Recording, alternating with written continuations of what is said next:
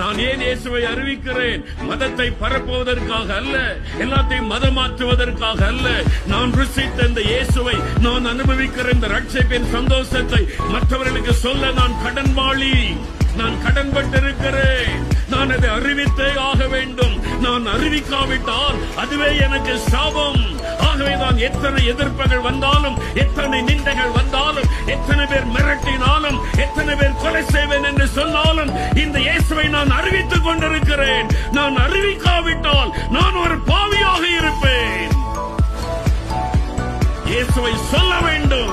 ஞாயிற்றுக்கிழமை சர்ச்சுக்குள்ள மாத்திரம் ஆராதனை நடத்திவிட்டு, சர்ச்சுக்குள்ள மாத்திரம் அந்த பாட்டு பாடிவிட்டு, காணிக்க போட்டுவிட்டு போவது அல்ல கிறிஸ்தவ வாழ்க்கை. ஏமாந்து போகாதுங்க. இந்த பகுதியில் இருக்கிற எல்லா கிராமத்தின் மக்களுக்கும் எல்லாருக்கும் இயேசுவை அறிவிக்க நீங்கள் கடனாளி என்பதை அறிந்து கொள்ளுங்கள்.